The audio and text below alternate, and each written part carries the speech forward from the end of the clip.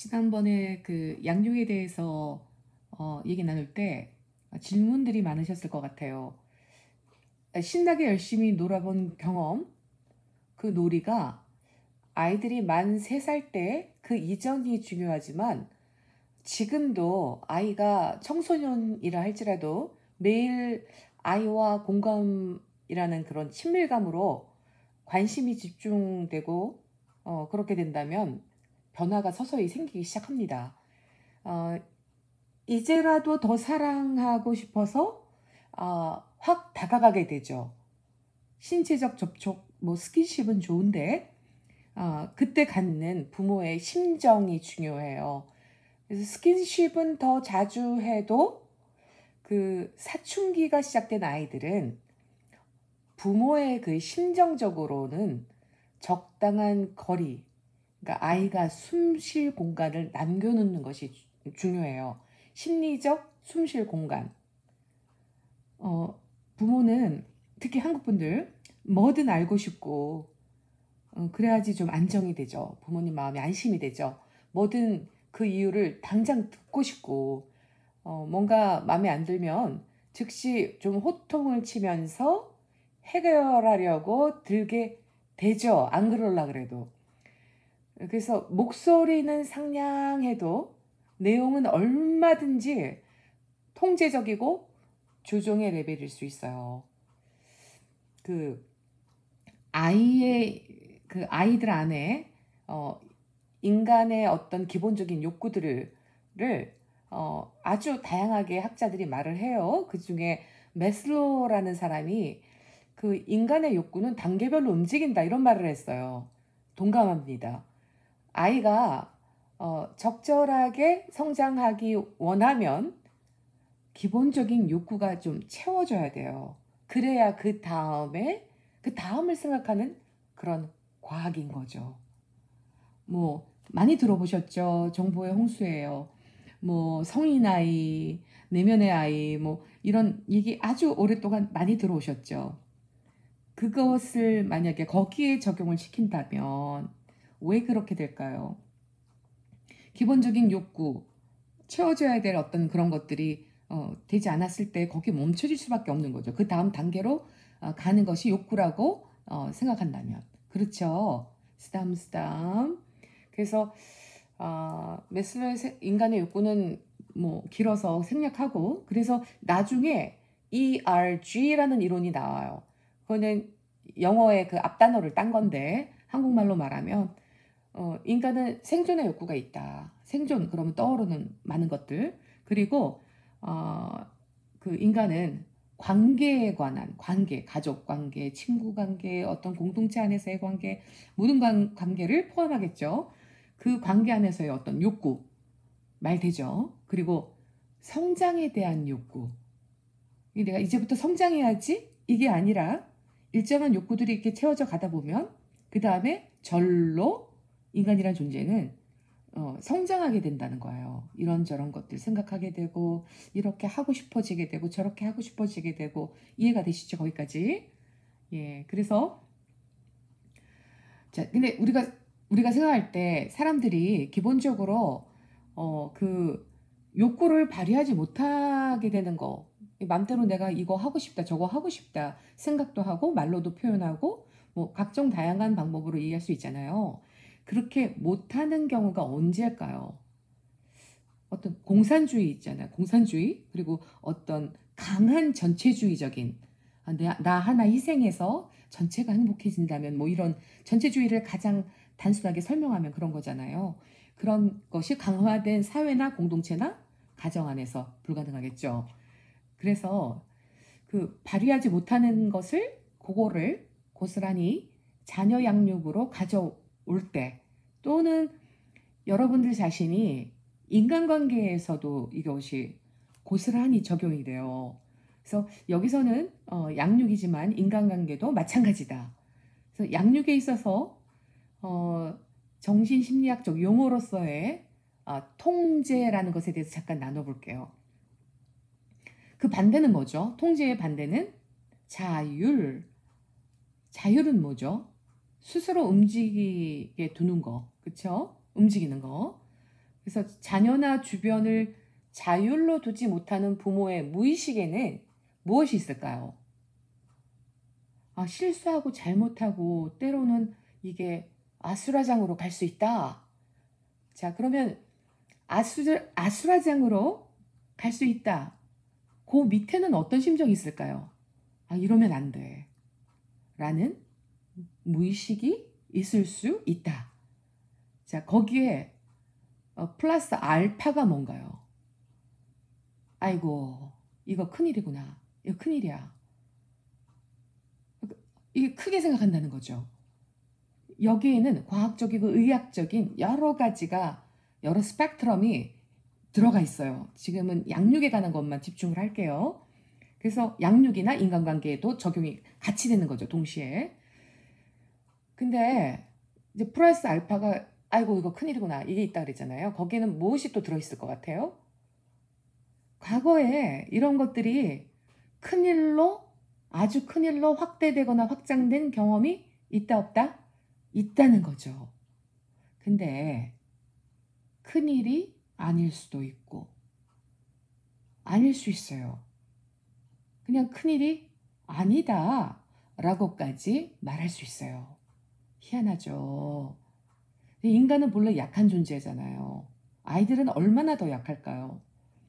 잘못하고 실수하면 그냥 거기서부터 자기가 아무리 어려도 지각이 되고 자각할 기회가 반드시 있어야 돼요.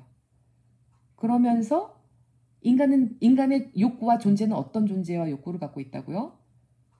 그냥 스스로 발전돼 가고 성장하는 쪽으로 가게 돼 있어요. 간단히 말하면. 자, 그래서 어, 그래서 그래야 아이가 스스로 지각이 딱 되고 자각이 되고, 아이들은 인간이란 존재는 지각할 수 있고 자각할 수 있는 기적 같은 능력이 있어요. 근데 그것을 못 기다리죠. 못 기다려요. 잘 못 기다려요. 특히 한국 부모님들이 그거를 못 기다려요. 왜 그럴까요? 거기는 무엇이 숨겨져 있을까요? 부모님께서 본인들도 그렇게 키워지지 않았다라는 비밀이 숨어져 있죠. 그냥 세상에 대한 가장 강한 경험은 어떤 것들이 있을까요? 경쟁사회, 약육강식, 뭐 이런 거 대충.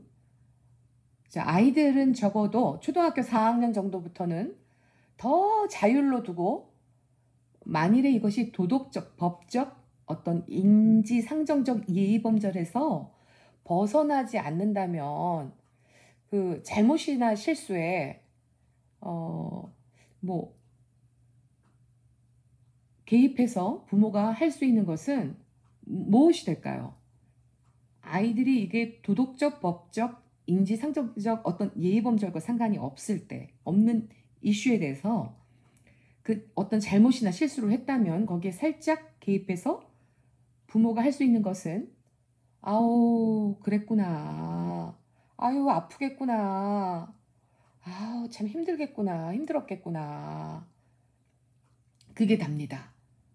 그래서 인간 존재의 진심 마음 알아주면 그 다음 또 움직이게 되는 존재예요.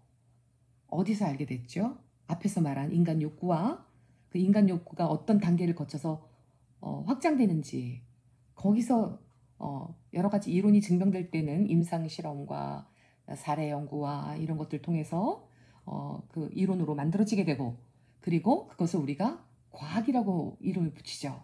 그래서 인문학도 인문과학 이런 표현을 하죠. 자, 어, 그래서 희한하죠. 이렇게 해봐, 저렇게 해봐. 그건 그거지. 이건 이거지. 라는 문장과 이별을 해야 된다는 그런, 지금 그 부분에 지금 도달했어요. 자, 그래서 이게 그렇게 쉬운가요? 특히 한국 부모님들에게 어렵죠? 어려워요. 그러니까 전문가들의 도움을 받는 거죠. 그래서 아이가 도덕적으로, 법적으로, 인지상정적 적절치 않은 언행을 하지 않는 한 이 부분, 지금 말한 이 부분도 만 3살까지 명확하게 해 주는 거예요. 명확하게, 명료하게. 예를 들어서 만 4세까지의 아이들은 '내가 필요한 것도 남도 필요하다.' 이런 개념이 별로 없어요. 그게 세워져 있지 않을 수 있어요. 그래서 엄마가 아빠가 나누는 것에 대한 그 자신의 부모들이나 주변에 어른들이 먼저 그걸 보여주거나, 그러니까 닥친 상황에서 뭐 친구도 줄까? 이거 줄까?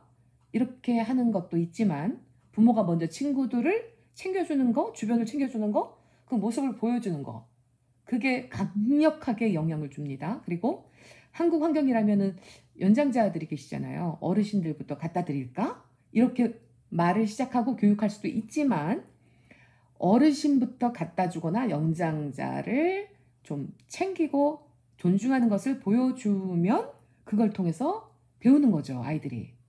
그래서 말보다 보여지는 것을 아이들이 따라하게 되어요. 어찌 보면 좀 어, 긴장되죠.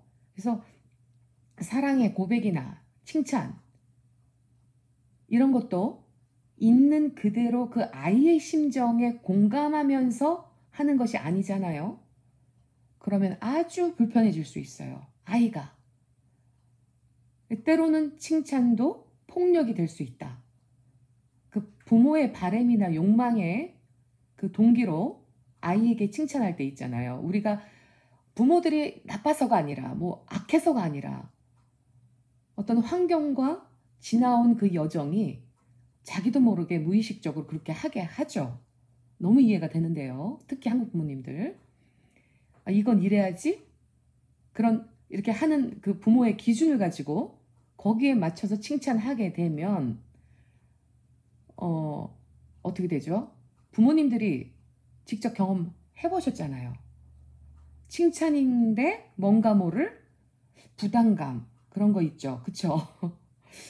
칭찬에도 기술이 필요한 거예요. 그런데 부모님들이 생업하시고 일상을 사시면서 일일이 떠올려져서 이렇게 해야지 저렇게 해야지, 기질마다, 부모님들도 기질마다 자라는 환경에 따라서 모든 상황에 따라서 달라지는데, 그러면 가장 단순하게 쉽게 그냥 아이의 행복한 것, 아이가 행복해지는 것, 거기에 꽂혀 계시면 돼요. 이제 무슨 말을 할 때 지금 이게 아이가 행복하려면 여기서 어떻게 돼야 되지? 이제 요것만 좀 갖고 붙들고 계시면 되실 것 같아요. 쉽게 설명하면. 그래서 내가 생각할 때는 뭐 이런 것 같은데, 이런 생각을 빨리 내려놓을수록 아이가 창의적이고 독립적이고 도덕적이고 합리적인 아이로, 그런 성인으로 성장해 갑니다. 관계에서도 마찬가지예요. 관계에서도 그룹의 리더다 여러분들이, 아니면 그냥 뭐 친구들 관계 안에서 이렇게 지낼 때도 이것이 적용이 돼요. 희한하죠. 자, 간단한 거, 많은 분들이 뭐 이제 불안과 우울이 있다 보니까, 그리고 처방약과 진단을 받으신 분들은 관공서에서 그 소통하는 거, 그리고 어디 전화 거는 거, 관공서 같은데, 그리고 뭐 심지어는 뭐 상담을 받을 때도 어떤 장소에 갈 때 좀 찍힌 것 같다, 블랙리스트에 들어간 것 같다, 막 이런 고백들을 많이 하시는데, 이런 것들을 좀 자세히 생각해 보시면 좀 더 나아질 수 있을 것 같아요. 네, 간단한 것 같은데 사실 어려워요. 특히 그 불안이나 우울 레벨이 있는 부모님들은 이 무의식의 통제와 조종을 당해왔지만, 자, 이 부분을 들을 때, 그랬나? 그러실 수 있어요.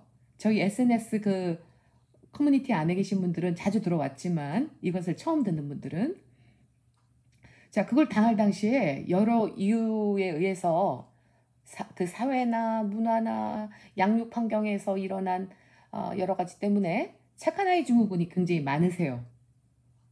한국 분들 중에 1세들, 그리고 뭐 30대도 그 환경에 의한, 물론 착한 아이 증후군은 모든 환경과 모든 사회의 모든 세대에 다 있죠. 근데 특히 한국적인 어떤 토양을 볼 때 그렇다는 거고요.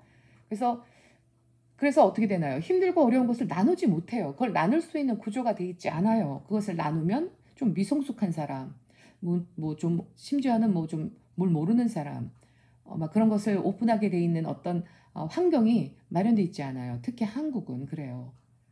그거를 그렇게 자라오지 않았고 그런 환경에서 오지 않았고 늘 견디고 억압하고 누르고 이런 것이 또 성숙한 사람들의 모습인 것 같이 말이 없고 조용하면 한국에서는 좀 성숙해 보이잖아요. 사실 말을 시작하기 시작하면 전혀 다른 사람일 수 있잖아요. 그런 선입견과 그런 어떤 환경적인 그런 토양이 있죠. 한국이. 그래서 그렇게 뭐 사회 구조나 착한 아이 증후군이 있을 때 힘들고 어려운 것을 나누지 못하는 구조가 있을 때 개인의 어떤 그 궁금한 거나 어렵거나 그때마다 해결되지 않게 되죠. 그래서 결국 어느덧 자신도 어느 순간에 통제하고 조종하고 그런 어른으로 성장하게 될 수 있죠.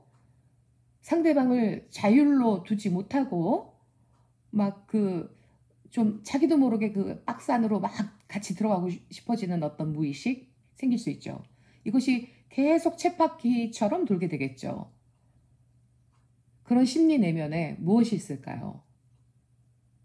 아이들에 대해서 그렇게 할 때 어떤 마음이 있을까요? 부모가. 나와 같은 인생 살고 하기 쉽지 않다.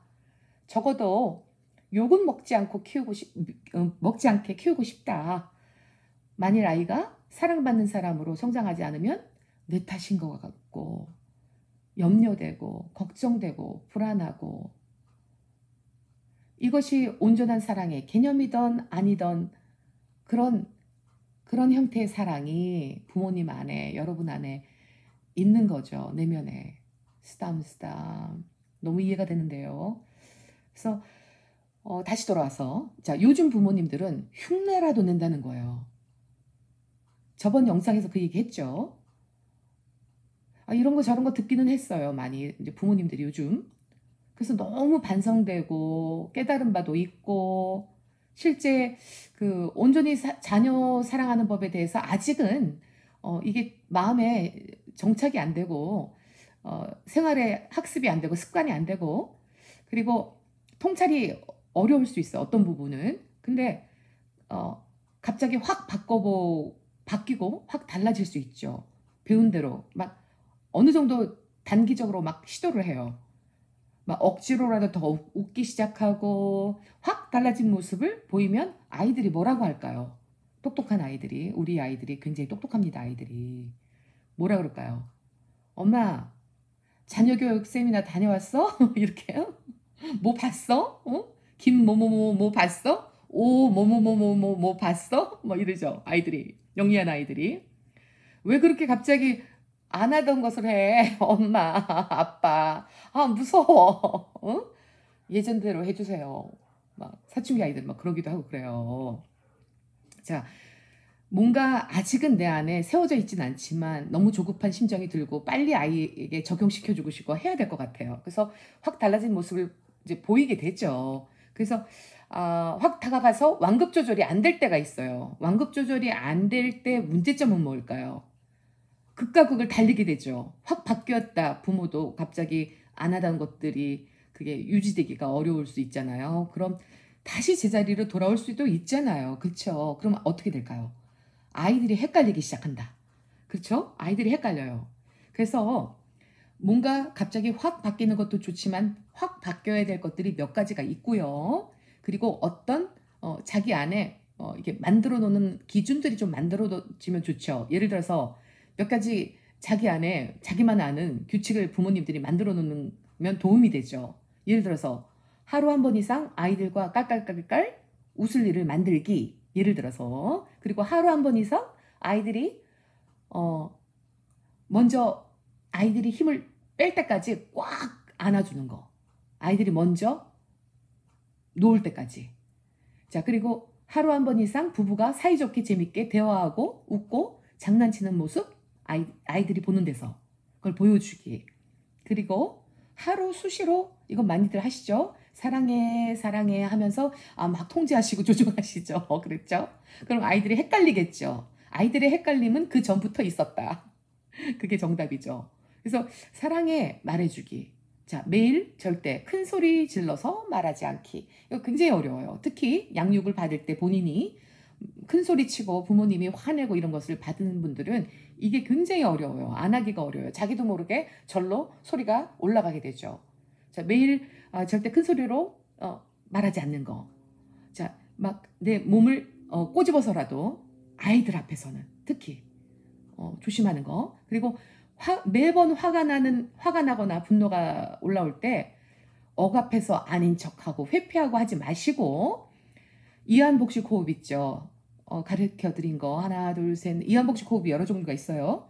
우리 SNS 안에서는 하나 둘 셋 넷 들이마시고 하나 둘 셋 넷 멈추고, 멈춤을 꼭 집어넣어야지 과호흡으로 안 갑니다. 그리고 하고 하나 둘 셋 넷 내쉬기. 이완복식 호흡을 여러 세트 해주세요. 그리고 그런 다음에 차분한 말투로 설명하는 거예요. 그게 화내는 거예요. 화를 내는 것은 차분하게 덤덤하게 하고 싶은 말을 하는 것이다. 이해가 되시죠? 그래서 차분한 말투로 설명하는 거예요. 근데 야, 효도란 이런 게 아니지. 착한 아이란 이런 것이 아니지. 동생을 사랑한다는 것은 이런 것이 아니지. 자, 이게 어떻게 들리나요? 좀 뭉뚱그리고 통합적이고 누구에게나 적용될 것 같은 그런 문장이 아니고요. 아이 메시지로 소통해야 해요. 아이 메시지. 어떻게 그렇게 된 것 같아? 내 생각에는 왜 그런 것 같은데? 또 그 상황이 모든 것을 서로 아는 상태일 수 있잖아요. 그러면 내 마음이 너의 마음이 이러이러했던 것 같아. 어, 그렇게 아이에게 머무르는 거예요. 먼저 할 얘기를 하면서 아빠가 또는 엄마가 너무 걱정돼서 그래. 너무 걱정돼서 그랬던 것 같아. 이미 소리를 질렀거나 뭐 실수를 하셨거나 뭐 이랬을 때는 엄마가 너무 걱정돼서 그랬던 것 같아. 미안하다. 그런데 엄마 마음은 좀 이렇게 하면은 좀 엄마가 걱정이 안 될 것 같아. 뭐 이런 아이 메시지 이해가 되시죠? 그리고 그 아이들이 기본적인 욕구가 성립이 잘 안 되면 그 자율이 없이 성장하는데, 만약에 아이가 이상하게 말을 잘 듣는다. 이 문장이 좀 이해가 안 되시죠? 아이가 자기 욕구가 성립이 될 그럴 기회가 별로 없었어요. 그리고 별로 자율성 있게 아이를 두지도 않았어. 근데 아이가 말을 잘 들어. 이런 부모님들 많으시죠? 특히 한국에 이런 아이들이 많아요. 자, 그때 각오하시는 것이 좋습니다. 이 부분에 대해서 여러 스펙트럼으로 설명이 될 것이고, 그리고 SNS 안에서는 자주 말씀을 드렸어요. 자, 이렇게, 자, 어떤 각오를 해야 될까요? 하지 말아야 돼요. 아이의 내면에 무엇이 자라고 있을까요? 저항. 저항이란 단어 많이 쓰죠. 사람들이. 그러니까 정신심리학적 용어로서의 저항. 이런 아이들은 반드시 어떤 방식으로든 억압된 욕구와 자율로 늦게라도 나타냅니다. 희한하죠. 놀랍죠. 예를 들어서 40세가 됐어요. 이미 자녀가. 소위 세속적 기준에서 학벌 좋고 결혼했고 잘 결혼했고 출산했고 다 성공이야. 근데 어느 날 부모님한테 와가지고 연을 끊자고 해요. 아이가. 그간의 특별한 저항도 반항도 별로 없었어요. 자, 부모에게 일생일대 반전 그런 형상이 짜자자잔 하고 일어나는 거죠. 그쵸? 자, 저항이 높은 아이들은 어떻게 할까요? 이렇게 말을 바꿔볼게요. 저항이 높은 아이인데 조용하게 잘 따라온다. 자, 사실은 그 내면에 잘 따라오는 것이 아닌 거죠. 자, 무서워서 아니면 크게 혼날까봐, 일이 더 커질까봐 등등. 자, 그러면 본인이 힘이 생기게 될 때까지 칼을 갈고 있는 건가요? 라는 질문을 하실 수도 있다. 자, 그럴까요? 칼을 가는 닌자일 거예요, 아이가. 그렇게 될 수도 있다. 대답은 yes가 더 많아서 퍼센테이지가 no보다는. 아니면 그 훨씬 전에 자, 칼을 갈고 있다 아이가. 반전을 준비하고 있다. 아이가 막 이러고 싶어서 이럴까요? 절로 그렇게 된다는 거예요. 자, 그래서 아이가 이렇게 칼을 갈고 40대에 와서 말하는 거는 그거는 그냥 어떻게 보면 아주 뭐 좋은 반전이에요.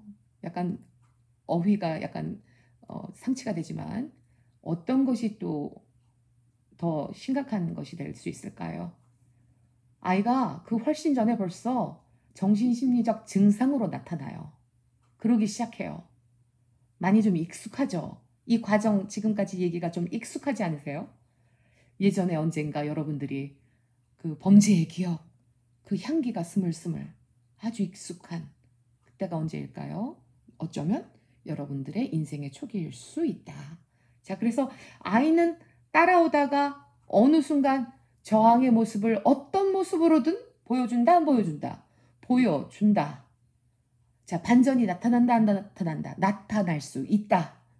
아이들이 정신의학과나 전문심리상담사를 찾아가게 될 때 제일 먼저 뭐가 떠오르죠? 뭘 잘못했지? 우리가 뭘 잘못했지, 부모가? 요즘 자녀교육 등 그 정보 홍수 속에서 여러분들이 살고 있죠. 떠올라요. 그래서 부모가 뭘 잘못했지? 아이들 앞에서 다퉜나? 그런가? 또 어떤 부부는 부부간에 조용한데 아이들을 양육할 때 큰 소리 한번 안 냈는데 아이가 불안, 우울, ADHD 진단 받았던가 그러면 그런 애가 있는데 자, 조용한 가정에 불안하고 우울한 아이 거기엔 어떤 이유가 있을까요? 자, 통제하는 것은 시끄럽게만 발생하지는 않는다. 자, 부부간의 갈등은 시끄럽게만 발생하지 않을 수 있다. 아이들은 귀신같이 알아봅니다.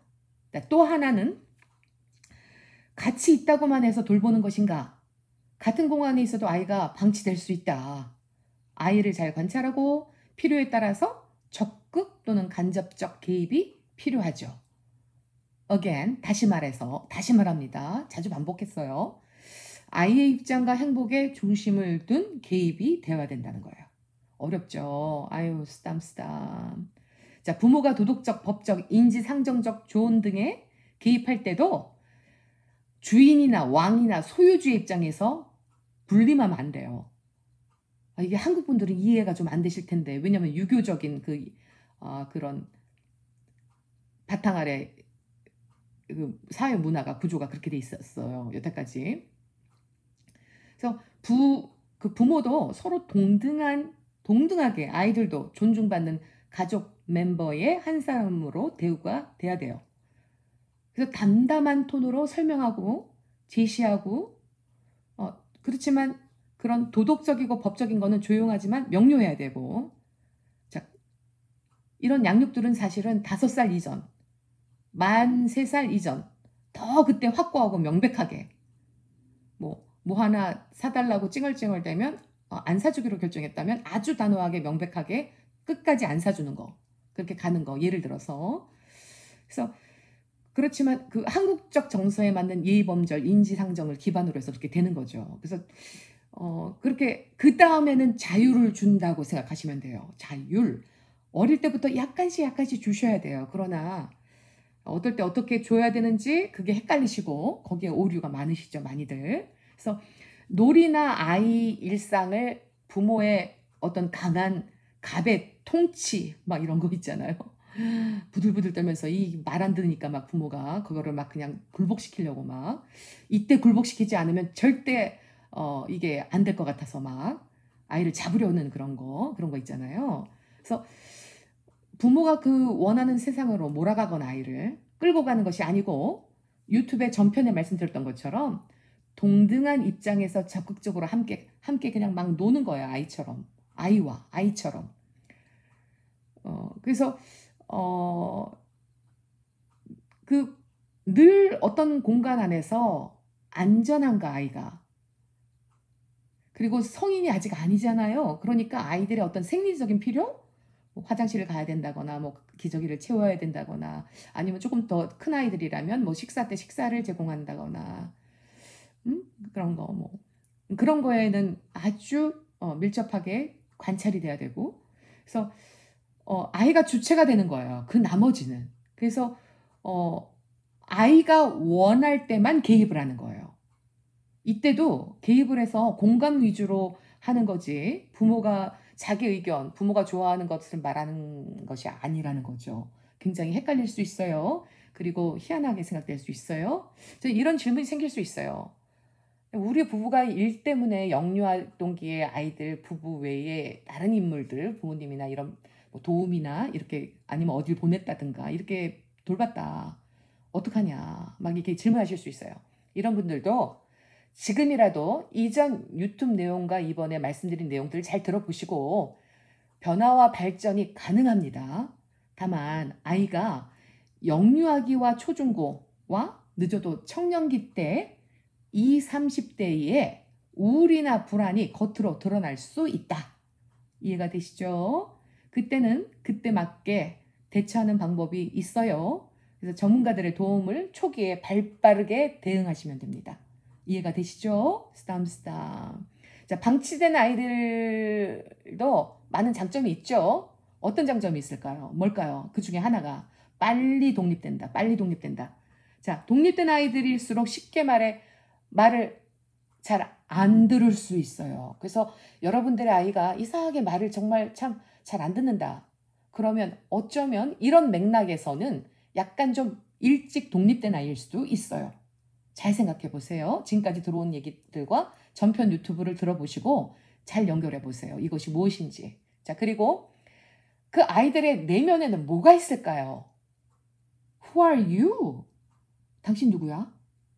그 바탕에 그 아이들 생각에 이렇게 부모님임에도 불구하고 무의식에 Who are you?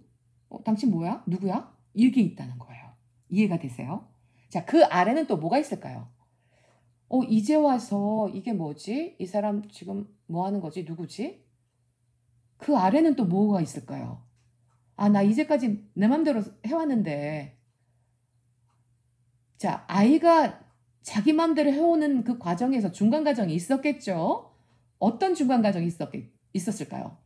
우울, 불안, 때론 공포. 자, 산 넘고 물 건너서 여기까지 왔다. 그래서 아이는 그때부터 어른이 돼가고 있었던 거죠. 쉽게 간단하게 말하면. 또 이런 경우도 있어요.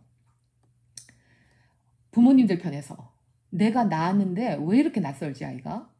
차마 말은 못하고 속으로. 아이뿐 아니라 그 산모도 아이를 낳은 후 일정 시간 동안에 함께 있어야지만 아이가 내 아이라는 애착이 생깁니다. 놀랍죠? 자, 오리 같은 동물들, 오리 어떻게 하죠? 눈 뜨자마자 바로 본 그 존재를 쫓아다니죠. 엄마인 줄 알고. 거꾸로 부모도 마찬가지예요. 엄마도 마찬가지예요. 희한하죠? 자, 처음 들어보셨나요? 자, 3, 7일이 지나기 무섭게 직장 생활하시는 어머니들이 아셔야 할 것 중 하나가 아이뿐 아니라 부모도 아이가 내 아이 같지 않고 남 같은 기분으로 살아가는 경우도 적지 않아요. 그래서 아이가 성장하면서 그런 상황에서 아이가 성장하면서 어려움이나 고통 또는 어떤 아이가 뭐 부정적이거나 비판적인 어떤 의견이나 어떤 상황을 막 설명하고 막 그 자기 안에 그 스트레스나 이런 것을 막 내뿜을 수 있어요. 아니면 이렇게 막 얘기할 수 있어요. 엄마에게. 그 나누거나 호소할 때 있잖아요. 아주 어색하고 그건 당연하고 물론이고요. 이 아이가 뭔가 잘못됐나? 내가 잘못 키웠나라는 생각과 함께 왜 혼자 알아서 못하는 것 같고 열등하게 느껴지기도 해요. 이제 그런 생각들이 아이에게 고스란히 전달이 되면서 순환하게 되겠죠. 제가 악순환이라고 할래다가 순환이라고 바꾼 거예요. 자, 부모나 엄마가 좌절감이나 낙담이 되면서 아이가 의지하는 것이 매우 부담스러운 감정이 올라오기도 해요. 여러분들 잘 생각해 보세요. 아이를 양육하는 데 있어서 너무 버거운데 그중에 이거 하나가 들어가 있지 않나 한번 잘 생각해 보시기 바랍니다. 자, 그래서 그 부모가 그런 비슷한 양육의 환경에서 자라면 자, 지금 두 번째 나옵니다. 첫 번째는 엄마도 아이와 애착이 형성되지 않았을 때, 그리고 두 번째 엄마가 비슷한 그런 양육의 환경에서 자라면 자녀의 어려움을 호소하거나 자녀가 그리고 어떤 부정적인 상황이라 여겨지는 부분에 대해서 그 부담감의 레벨이 훨씬 높아져요. 자, 내 아이만 이럴 것 같고 내 아이만 이걸 못하는 것 같고 내 아이만 부정적 사고가 많아서 좀 적응을 못하는 것 같고 여기에 깊은 내면에는 무엇이 있을까요? 이것이 다 내 잘못이야. 이해가 되시죠? 쓰담쓰담. 사실은 네. 네. 사실은 시작은 부모죠. 부모예요. 예, 엄마하고 부모인데 시작은 그렇게 되는 거죠. 근데 아이가 그 부담감을 온전히 정신적으로 받게 되는 거죠, 결국은. 이게 순환이 되고. 그래서 아이들이 똘똘하게 말하고 도전할 때가 있어요, 부모에게. 말대꾸하고. 그때 좀 아이가 이렇게 똑바로 쳐다보면서, 여러분들 혹시 경험해 보셨어요? 어린아이, 우유밖에 못 먹는 어린아이, 누워있는 어린아이가 눈을 동그랗게 뜨고 어떨 땐 부모를 이렇게 확인하면서 쳐다볼 때가 있어요. 고개를 돌리고 싶은 심정이었던 분들 혹시 계세요? 그래서 아이들이 성장해서, 점점 성장해서 초등학교 때부터 또는 말을 시작하기 시작하면서부터 똘똘하고요. 그리고 막 도전적인 답변을 할 때가 있고, 애들은 관찰되고 보는 대로 느끼고 대답하고 말하게 되거든요. 그래서 그거를 말하게 될 때 정신 차려 보니까 어느덧 여러분들이 맞상대하고 있어. 다투게 돼요. 그래서 무의식, 의식 아이를 이기려는 전투가 시작될 수 있어요. 안 그러려고 그래도. 그래서 아이는 아이일 뿐이고, 반항하고 저항하는 틈에도 그 마음에는 부모를 너무 사랑하고 너무 기대하고 그럴 때입니다. 그럴 때예요, 아이들은. 어른이 아닙니다, 아이들은. 막 똑똑하게 말해도. 그래서 제대로 된 정당한 인정을 받고 싶고, 내가 하는 생각과 행동의 이유들을 용납받고 싶고 이해받고 싶어요, 아이들은. 그 아이의 마음에 영원히 어른이 돼 주세요. 여러분들이 양로원을 들어가기 전까지, 여러분들이 자기 발로 자기 손으로 무엇을 못할 때까지 될 수 있다면 영원한 마음의 어른이 되어 주시는 것이 좋아요. 고향이 돼 주시고, 고향, 아이들의 고향이 돼 주시고, 홈. 그리고 그래야 한다는 점을 잊지 않는다면 자녀 교육의 반 이상은 잘 오셨다고 할 수 있어요. 자, 이것이 잘 안 되시는 부모님들 중에는 여러 심리 내면적 이유들이 있어요. 예를 들어서 자녀가 아니라 동시에 부모가 자녀들 연령이 어려도 자녀를 의지하고 싶은 무의식이 있는 분들도 계세요.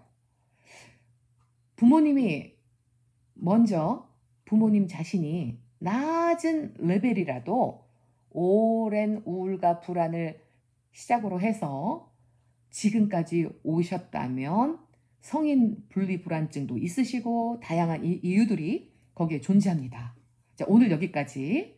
혹시 질문이 있는 분들은 그 SNS 우리 거기 방이나 아래 해주시면 답변해 드릴게요. 쓰담쓰담. 아이들은 좋아질 수도 있고 여러분 자신도 좋아질 수 있고 회복될 수 있다. 좋아질 수 있다. 축복합니다. 쓰담쓰담.